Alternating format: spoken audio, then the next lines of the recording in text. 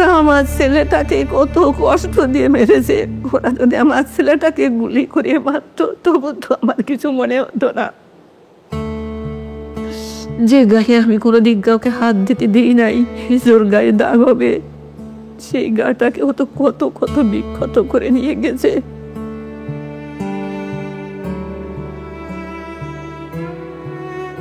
মানে আমার এখনো মনে আছে যে আমি জাস্ট ভাইয়ের পাড়ের দিকে ধরছি, আমি ভাবছি মনে কিছু পাবো, বাট আমি গ্রিপ করতে যাই দেখি কিছু নাই, সব কিছু গলা। জাস্ট হাত দিতে যাই হচ্ছে আমি জাস্ট গ্রিপ করতে পারছি, এত ওয়েট, বাট কোনো কিছু নাই, সব কিছু একদম পুরো বডি গলে গেছে।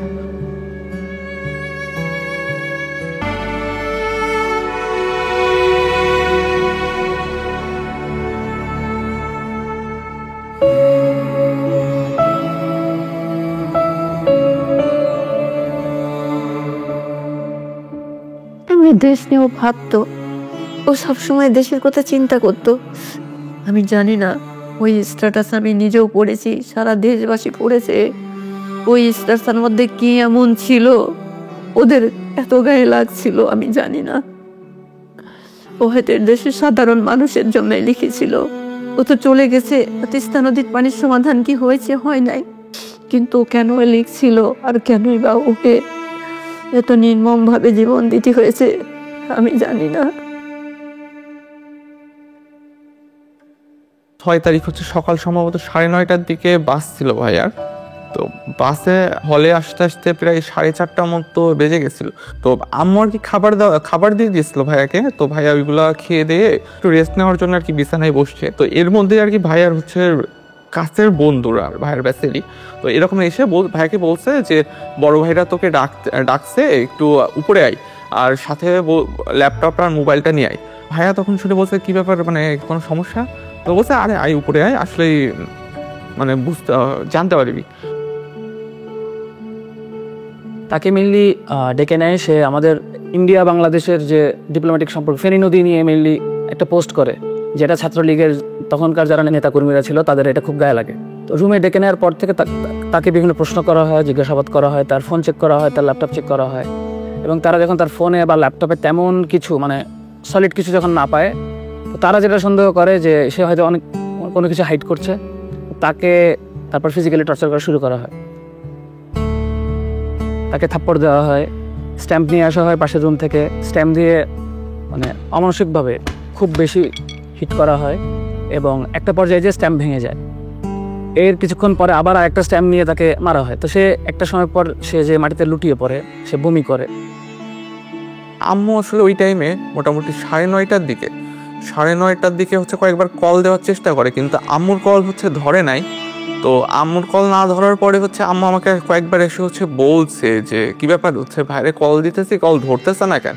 তারপরে হচ্ছে 10:30টার দিকে আবার বলতেছে ভাইয়া কল ধরে না। তখন আব্বু অলরেডি ঘুমায় গেছে। তখন আর কি আমি হচ্ছে একটু চেক করতে গেলাম যে দেখি ভাইয়ার হচ্ছে ফেসবুকে অ্যাক্টিভ আছে কিনা, বা হচ্ছে ব্যাপার কি হচ্ছে ভাইয়ের কোনো রুমমেটের নাম্বার পাওয়া যায় কিনা। তো তখন আর কি ঢুকতে যেয়ে দেখি ফেসবুকে অ্যাক্টিভ। আর আমি ভাবলাম যে যেহেতু ফেসবুকে অ্যাক্টিভ আছে মনে হয়, তার মানে হয়তো মোবাইল চালাইতে মনে হয় ঘুমাই গেছে, যেহেতু অনেক টায়ার্ড। তো এই কারণে আম্মুকে বললাম যে যেহেতু জার্নি করে গেছে তো মনে হয় টায়ার্ড, এই জন্য মনে হয় ঘুমাই গেছে। তো এর মধ্যে আর হচ্ছে ওই দিন রাতে আর হচ্ছে আমাদের সাথে কোনো কথা হয় নাই। তাকে মোটামুটি মারতে মারতে তার তলপেটে হিট করা হয়। মৃত্যুর পর আমরা যেটা পরে দেখিয়েছিলাম তার বাড়িতে, তার পুরা 2 হাত 2 পা একদম কালছিটে পড়ে গিয়েছিল। তাকে শরীরে এমন কোনো জায়গা নেই যেখানে তাকে হিট করা হয় না।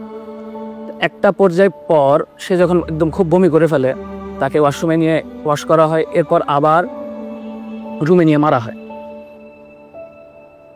এই মারের মাঝখানে সে আমাদের যারা ব্যাচমেট ছিল, যাদেরকে সে চিনত, ইভেন তার রুমমেটও ছিল এর মধ্যে, তাদেরকে বিভিন্নভাবে রিকোয়েস্ট করে এবং কনভিন্স করার চেষ্টা করে যে সে আসলে কোনোভাবে কোনো কিছুর সাথে জড়িত না। পরিস্থিতি যখন খুব বেশি খারাপ হয়ে যায়, তারা ফাহাদকে ওয়াশ করে 2011 থেকে 2005 নাম্বার রুমে নিয়ে যায় চ্যাংদোলা করে।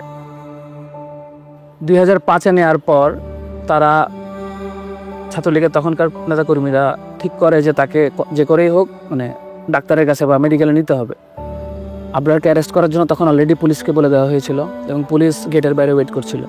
কিন্তু পুলিশকে এই জন্যই তুলে দেওয়া যাচ্ছিল না, কারণ পুলিশ তখন বলেছিল যে হেঁটে যদি আবরার না আসতে পারে তাহলে তারা তাকে রিসিভ করবে না, কারণ তার দায় নিবে না। তারপর যদি কোনো সমস্যা হয় এটার দায় সে নিবে, তারা নিবে না।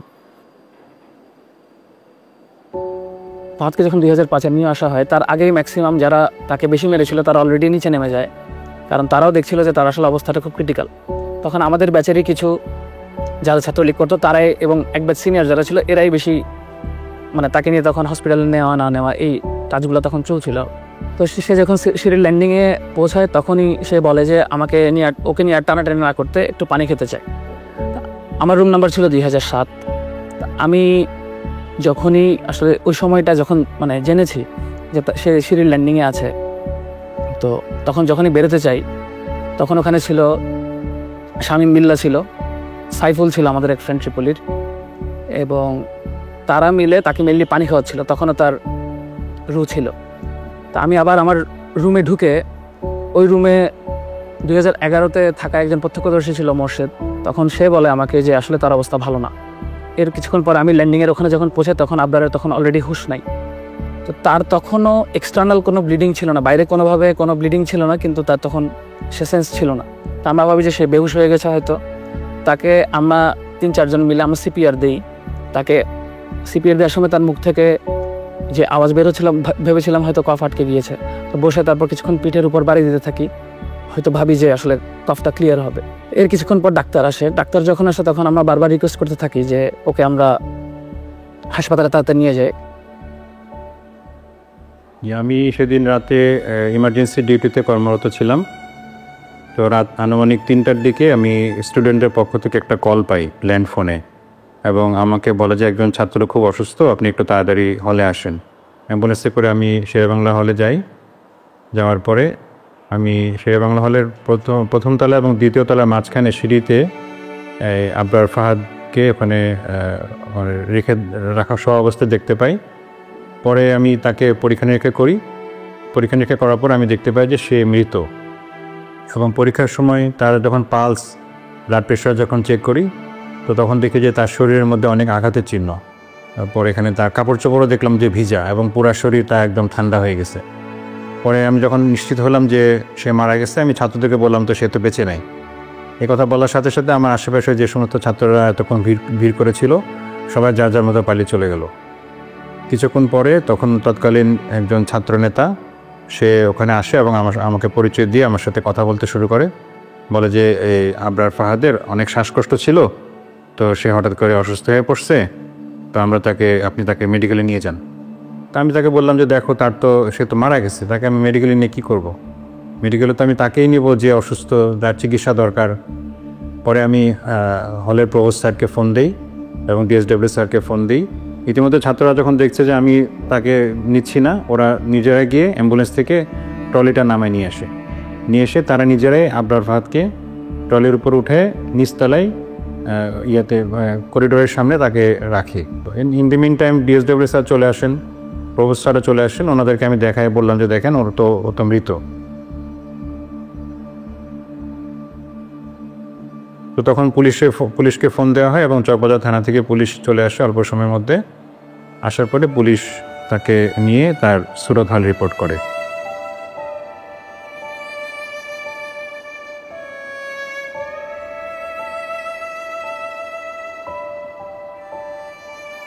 যেখানে একজন ডাক্তার এতটুকু মেরুদণ্ড দেখাইতে পারছে, সেখানে আমাদের ডিএসডব্লিউ স্যার তখন রুম থেকে বের হয়ে গেছেন স্টুডেন্টের কথা না শুনে, শুধুমাত্র ওই খুনিদের কথা শোনার জন্য। তখন যে আমাদের বুয়েট ছাত্রলীগের যে সেক্রেটারি, আমাদের শেরে বাংলা হলের যে ছাত্রলীগের সভাপতি রাসেল, 1 নম্বর আসামি আমাদের এই মামলা, সে ডিএসডব্লিউ স্যারের সাথে একদম নর্মালি ফ্র্যাঙ্কলি কথা বলছিল, এবং ঘটনাটা কেমনে সলভ করা যায় বা কেমনে ইজি করা যায় এই ব্যাপার, তাদের কথাবার্তার মধ্যে কোনো ধরনের রিগ্রেট ছিল না, কোনো অনুশোচনা ছিল না, কোনো ভয় ছিল না। আমরা তখন আমাদের নিজেদের রুমে, এবং তখন পরিস্থিতিটা আসলে এমন যে আমরা জেনারেল স্টুডেন্টরা যে একটা প্রতিবাদ করবো, এতটুকু মেন্টাল সিচুয়েশন, এতটুকু সাহস আমাদের কারোর মধ্যে ছিল না। পরবর্তীতে আমি নিজে অবাক হয়ে যাই যে আমি কীভাবে ওই সময় নিজেকে ধরে রাখছিলাম যে একটা ডেড বডির সামনে এবং এতগুলো ছাত্র সামনে আমি কথা বলতেছি। তারা হয়তো আমার গায়ে হাতও তুলতে পারতো, কিন্তু আমি কেমনে জানি ওই সময় নিজেই কেমনে জানি প্রিপেয়ার্ড হয়ে গেছিলাম। পরবর্তীতে যখন সময় যেতে থাকে আমার কেমন একটা মনের মধ্যে ভয় কাজ করতেছিল যে আমি কি করলাম, আসলে কি কাজটা ঠিক করলাম নাকি ভুল করলাম, হ্যাঁ না কি করা উচিত ছিল। তারপর ভোরে যখন আমরা উঠি 4:30টার দিকে, ওঠার পরে এখন থেকে একটা কল আসলো, আমি নামাজে দাঁড়াইছি ওই সময় ফজরের সুন্নত করার জন্যে। আর ওই সময় একটা ফোন আসার পরে কি আবার জিজ্ঞাসা করে আবরার ফাহাদ কী হয়, কি কোথায় লেখাপড়া করে, বিভিন্ন প্রশ্ন করার পর কয় সে খুব অসুস্থ, মারাত্মক অসুস্থ, আপনার যদি কোনো আত্মীয় স্বজন ঢাকায় থাকে তারপর ঢাকাতে ওই ঢাকা মেডিকেলে সে আছে, মেডিকেলে পাঠিয়ে দেন। ফজরের আজানের সম্ভবত কিছুক্ষণ পরে আব্বু আমাকে ঘুম থেকে রেখে বলতেছে যে এই হচ্ছে ভাইয়া নাকি খুব অসুস্থ, ঢাকা মেডিকেলে নিয়ে গেছে, বুয়েট থেকে কল দিছিল, তুই দেখ তো ভাইয়ার রুমমেটদের কারো নাম্বার হচ্ছে আছে কিনা, থাকলে দে একটু কথা বলি। তো আমার কাছে হচ্ছে ভাইয়ার রুমমেটদের কোনো নাম্বার ছিল না, বাট আমি হচ্ছে চিন্তা করলাম যে দেখি যে ফেসবুক থেকে হচ্ছে কোনো নাম্বার পাওয়া যায় কিনা প্রোফাইল থেকে। তো ফেসবুক প্রোফাইলে যাওয়ার সময় ভাইয়ার রুমমেটের ফেসবুক প্রোফাইলে যাওয়ার সময় আমি দেখতে পাই যে হচ্ছে ফার্স্টে একটা পোস্ট যে হচ্ছে আমাদের 17 বছরের শিক্ষার্থী আবরার ফাদার নেই, আমরা তার লাশ উদ্ধার করছি সিঁড়ির নিচ থেকে, আমরা জানি না তার কিভাবে কি হয়েছে, আমরা এর বিচার চাই। আমার যেন এখন সবচেয়ে বড় কষ্ট হয়। ওকে যখন মেরেছে তখনও হয়তো মা বলে চিৎকার দিতে পারি নাই। আপনারে যখন হচ্ছে জানাজা পড়া হবে, আমরা সবাই আশা করতেছিলাম আচ্ছা ঠিক আছে, এতক্ষণ পর্যন্ত ভিসি স্যার আসেন, সমস্যা নাই, এখন স্যার আসবেন অ্যাটলিস্ট। কিন্তু সবাই অবাক হয়ে গেছে, তখনও ভিসি স্যার আসেন নাই। ইভেন পরের দিন ছাত্ররা আন্দোলন করতেছে, ছাত্ররা আমি বুঝাইতে পারবো না যে সিচুয়েশনটা কেমন। ছেলেপেলেরা বিশ্বাস করতে পারতেছে না যে আমার একটা ফ্রেন্ডকে এখানে মেরে ফেলা হয়েছে, নেক্সট টার্গেটটা আমি হইতে পারতাম, আমাকে মেরে ফেলা হবে। ছাত্ররা আন্দোলন করতেছে, স্যারের অপেক্ষা করতেছে, স্যার পরের দিন আমাদের সাথে দেখা করেন নাই।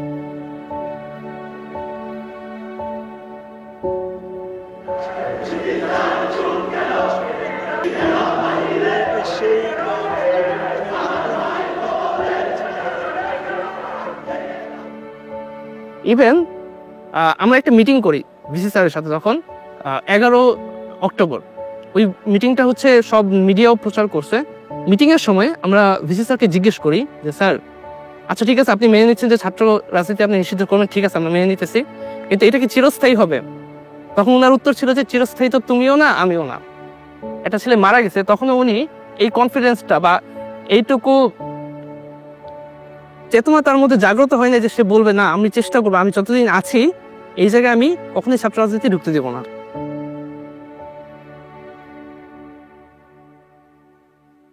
আমার জানা মতে প্রত্যেকটা পাবলিক বিশ্ববিদ্যালয়ে একটা টর্চার সেল ছিল। কি ধরনের একটা শিক্ষা প্রতিষ্ঠান গড়ে উঠতে পারে যেখানে তার মধ্যে টর্চার সেল থাকাটা তার একটা আবশ্যক অংশ? আমাকে যদি প্রশ্ন করেন যে আপনার আসলে অপরাধটা কি, তাকে কেন এভাবে হত্যা করা হয়েছে, প্রথম পয়েন্ট যেটা আসবে সেটা হলো সে বাংলাদেশের স্বার্থ বিরোধী যে কাজগুলা গত সরকার করতো, গত আওয়ামী লীগ সরকার যে কাজগুলো করেছে তার প্রতিবাদ করা, তার নাম্বার 1 পয়েন্ট। ধর্ম পালন আর দেশের স্বার্থে কথা বলার বাইরে আসলে আবরার ফাদারের আর কোনো অপরাধ ছিল হচ্ছে কাইন্ড অফ, যদি বলি এই বাংলাদেশে জন্ম নেওয়া, কাইন্ড অফ জিনিসটা আসলে এরকমেরই হয়ে গেছে, আর বইটা ভর্তি হওয়া।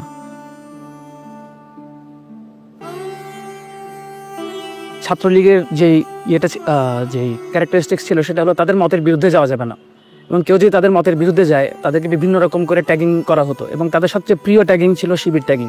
ছাত্রলীগ আসলে আবরারকে শিবির ট্যাগ দিয়ে তাকে হত্যা করার একটা এক্সকিউজ পায় এবং তাকে শেষ পর্যন্ত হত্যা করে। ভাইয়ার মাধ্যমে জানতে পারবে যে আমাদের ইন্ডিয়ার যে বঞ্চনা, শোষণ বঞ্চনার কারণে আমাদের যে দেশের যে স্বাধীনতা বা সার্বভৌমত্ব কতটুকু ছিল এটা দেশের মানুষ জানতে পারছে। আর আশা করি যে ভবিষ্যতে দেশের মানুষ এই ব্যাপারটা নিয়ে সচেতন হবে।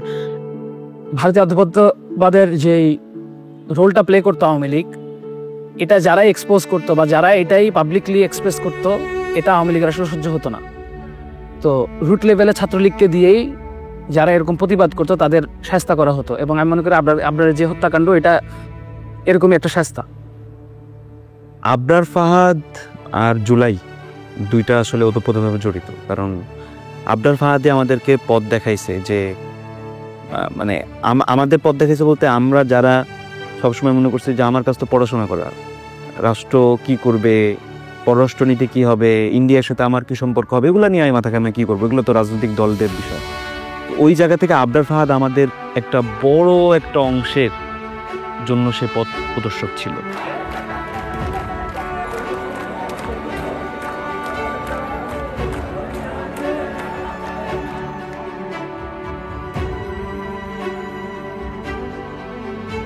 ওরা বলে যে আমাদেরকে আবরার পথ দেখাই দিয়ে গেছে, এটা মনে হয়তো আল্লাহ তাআলারই ইচ্ছেটা। তো আমাদের এই ভারতীয় অধিপত্যবাদ এবং আওয়ামী ফ্যাসিজমের এগেনস্টে এবং এই ছাত্রলীগ যে একটা সন্ত্রাসী সংগঠন, সেই সন্ত্রাসের এগেনস্টে কথা বলার পর্যন্ত পৌঁছাতে অ্যাকচুয়ালি আবরার ফাহাদকে জীবন দিতে হয়েছে।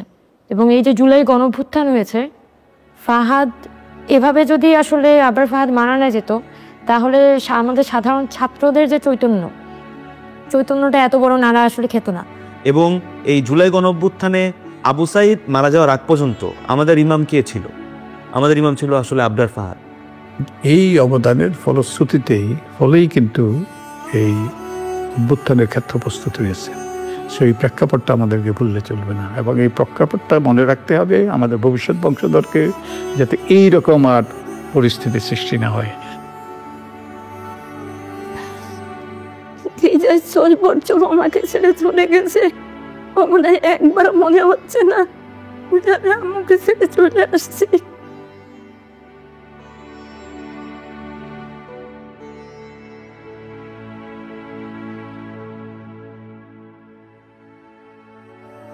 আবরার ফাহাদকে স্বাধীনতা পদক দেওয়া হয়েছে, এটা তো গুরুত্বপূর্ণ জিনিস।